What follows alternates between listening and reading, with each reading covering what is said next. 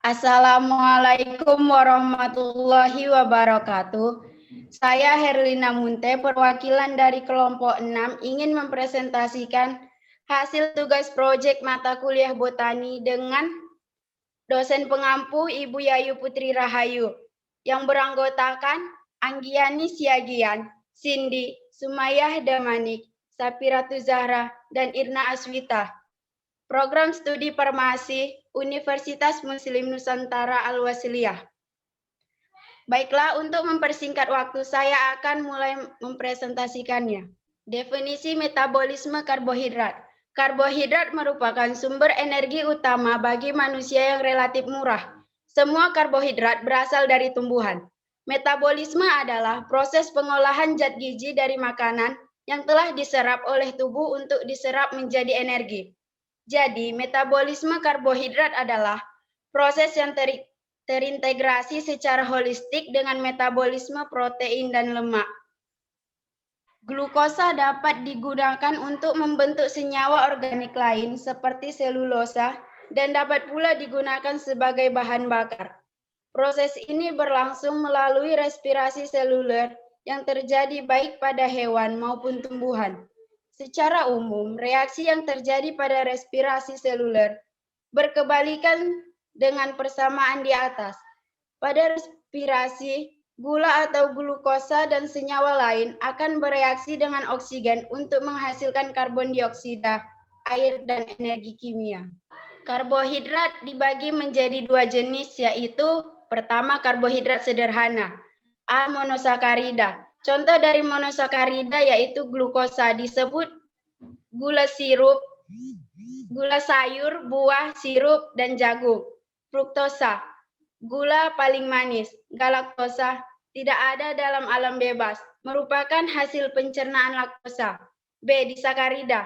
Sukrosa atau sakarosa disebut gula tebu. Gula pasir 99% terdiri dari sukrosa dan sakarosa terdapat buah, sayur, dan madu. Maltosa terbentuk dari pemecahan pati di usus. Laktosa terdapat di dalam usus. Tehalosa disebut gula jamur. C. Gula alkohol. Sorbitol, pengaruh terhadap gula darah kecil, tidak mudah dimetabolisme, tidak menyebabkan karies. Manitol, dulsitol terdapat dalam nanas, wortel, ubi jalar, dan asparagus. Inisitol, alkohol yang menyerupai glukosa, menghambat absorpsi kalsium dan besi. D. Oligosakarida, terdapat dalam kacang-kacangan dan biji-bijian. Kedua, karbohidrat kompleks.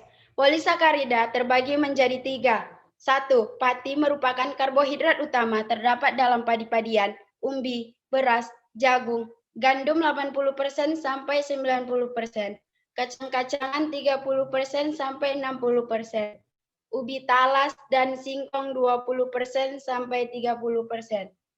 2. Dextrin dibentuk dari hidrolisi pati yang dipanaskan secara kering atau roti. 3. Glikogen, simpanan karbohidrat dalam tubuh, terdapat dalam hati dan otot. Adapun fungsi dari karbohidrat. 1. Sebagai cadangan energi atau sumber energi.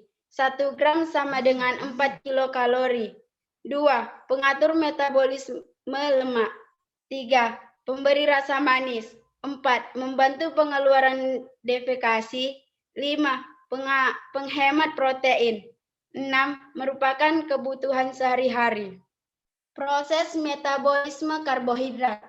Metabolisme karbohidrat terdiri fase, yaitu glikolisis terjadi di sitoplasma,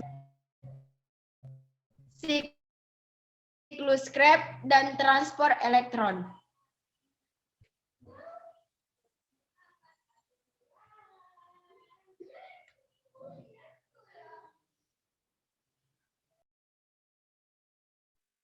Baiklah, selanjutnya saya akan menjelaskan tentang glikolisis.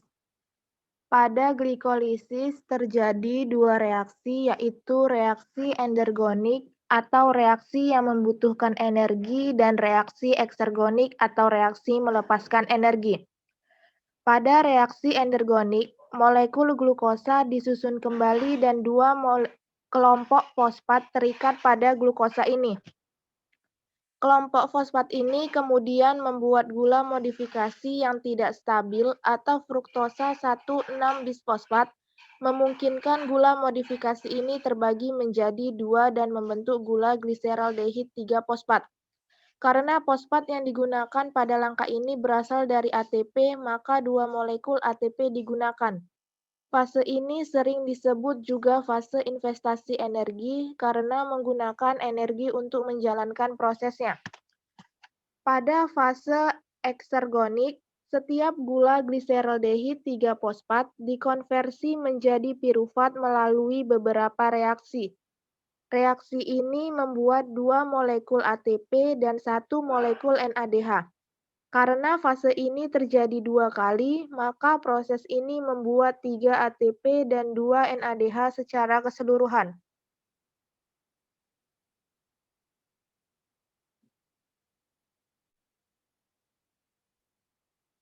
Glikolisis adalah sebuah rangkaian reaksi biokimia di mana glukosa dioksidasi menjadi molekul asam pirufat. Salah satu proses metabolisme yang universal dengan berbagai variasi ditemukan pada banyak tipe sel di hampir semua jenis tipe organisme. Tipe glikolisis yang paling umum dan paling dikenal adalah Embden-Meyerhof pathway, ditemukan oleh Gustav Embden dan Otto Meyerhof, memproduksi molekul energi tinggi ATP dan NADH.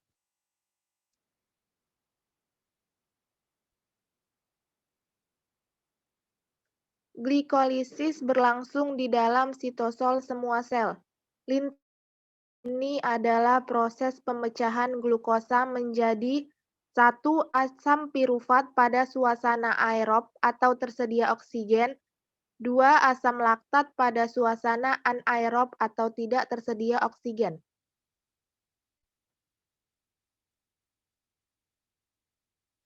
Glikolisis adalah proses pengubahan 1 molekul glukosa menjadi 2 molekul asam pirufat. Lokasinya terletak di sitoplasma, dan produk yang dihasilkan adalah 2 ATP, 2 asam pirufat, dan 2 NADH.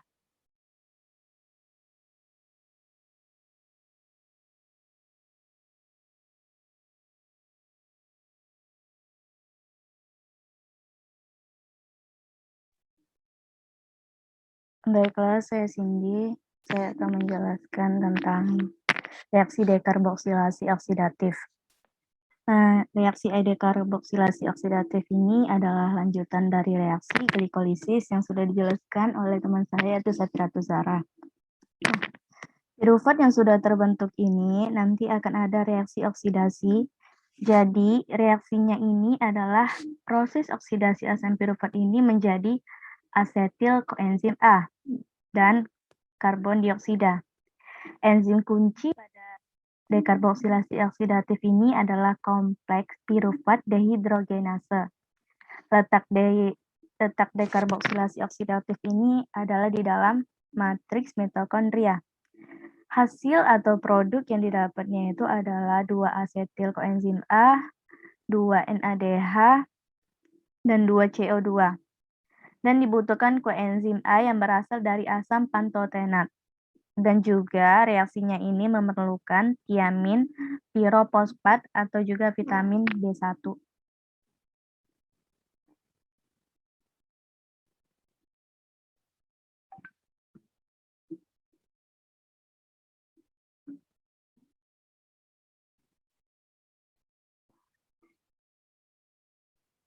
Siklus gas ini juga berfungsi dalam katabolisme dan juga anabolisme. Katabolisme sendiri itu adalah memproduksi molekul berenergi tinggi, dan anabolisme itu memproduksi intermedier untuk prekursor biosintesis makromolekul.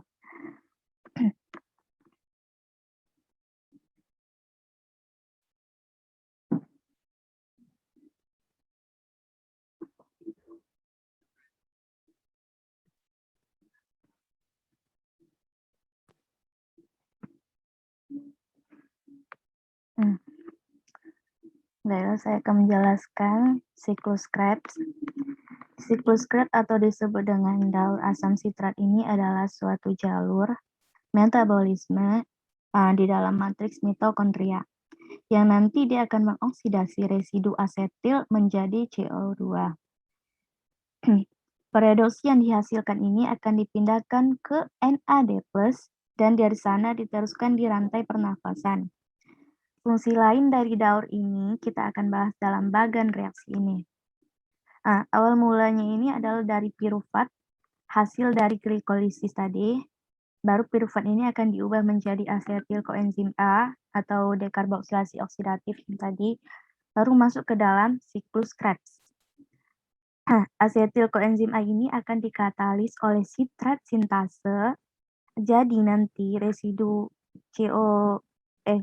CoA akan dipindahkan ke oksaloasetat. Nah, daur ini memang diberi nama sesuai dengan produk dari reaksinya, yaitu asam sitrat. Sitrat ini akan diisomerisasi menjadi isositrat. Pada peristiwa ini yang bergeser hanya gugus hidroksil di dalam molekul, karena sebagai produk antara yang terikat pada enzim adalah asonitat yang tidak jenuh. Maka enzim yang mengkatalis disebut akonitat hidratase atau nama lainnya lah akonitase. Selanjutnya adalah langkah oksidasi yang pertama. Langkah oksidasi yang pertama yaitu isositrat ini dengan bantuan isositrat dehidrogenase akan mengoksidasi gugus hidroksil isositrat menjadi gugus ketok glutarat. Satu dari gugus karboksi dipecah sebagai CO2 dan terbentuk alfa ketok glutarat atau juga disebut dengan 2 ketok glutarat. Reaksi alfa ketok glutarat ini akan diubah menjadi suksinil CoA. Nah, pada proses ini mencakup proses oksidasi dan dekarboksilasi. Dikatalis oleh enzim alfa ketok glutarat dehidrogenase. Suksinil CoA ini akan diubah menjadi suksinat dan dengan bantuan suksinil CoA sintetase. Suksinat ini akan diubah menjadi fumarat atau dioksidasi menjadi fumarat. Enzim yang berperannya itu adalah suksinat dehidrogenase. Fumarat ini dengan bantuan air akan dikatalis oleh enzim fumarase, nanti akan terbentuk malat. Nah, pada langkah terakhir, daur ini, malat akan dioksidasi kembali menjadi asam oksaloasetat oleh malat dehidrogenase, sehingga nanti akan terbentuk NADH+ dan H+. Jadi lingkarannya ini akan tertutup dan makanya disebut siklus karena nanti dia akan berulang lagi.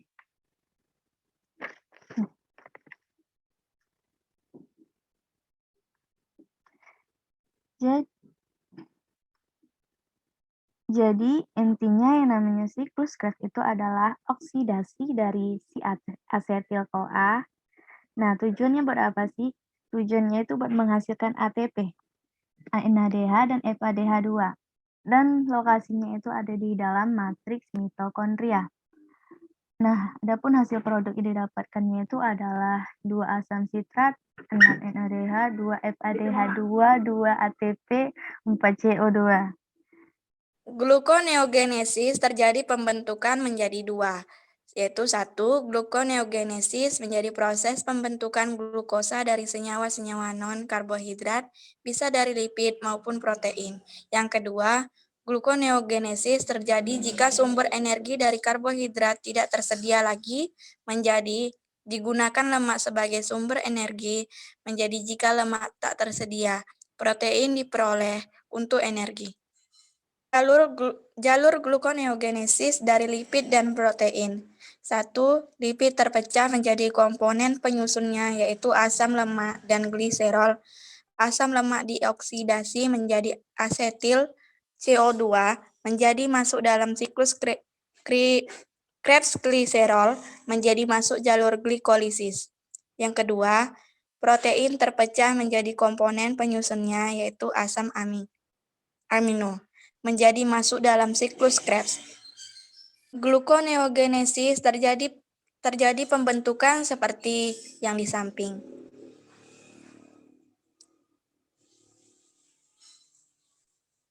Rantai transport elektron adalah tahapan terakhir dari reaksi respirasi aerob.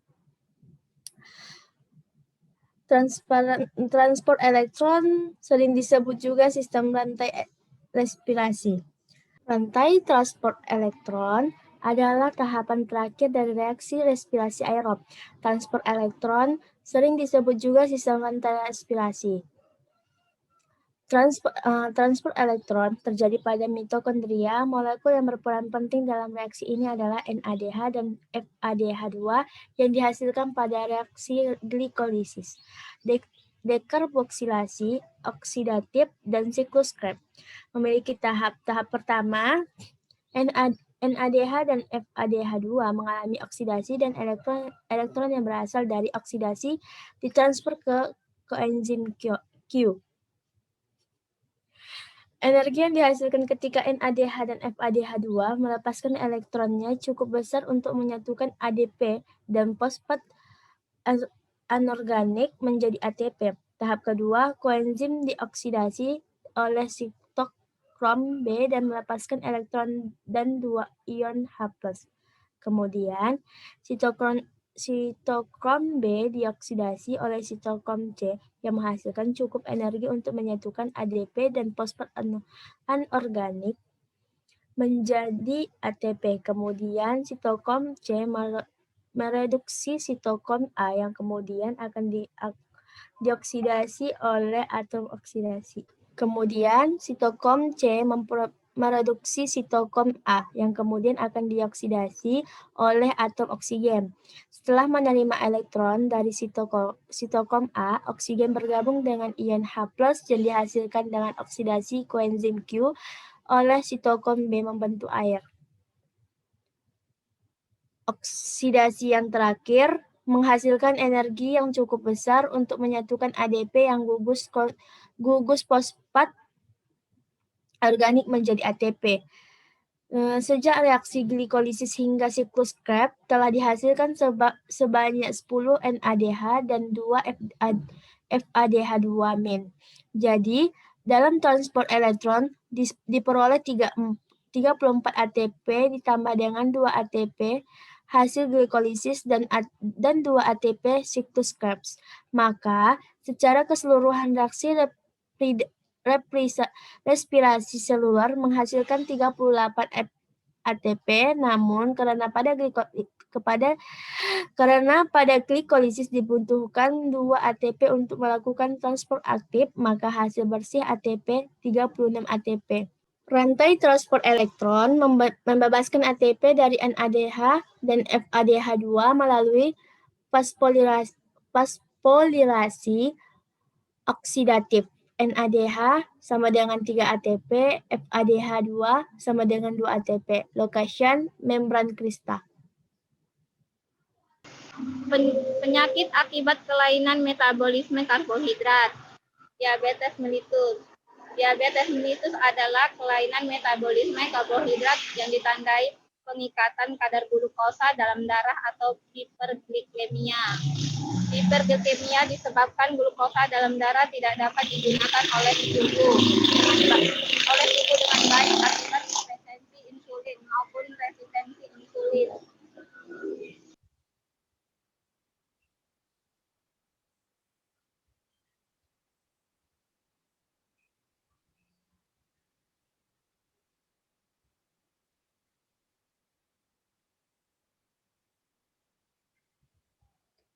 Baiklah, inilah hasil presentasi dari kelompok kami. Kurang dan lebih mohon maaf. Wabillahi taufiq wal hidayah. Wassalamualaikum warahmatullahi wabarakatuh. Waalaikumsalam warahmatullahi wabarakatuh. Waalaikumsalam warahmatullahi wabarakatuh.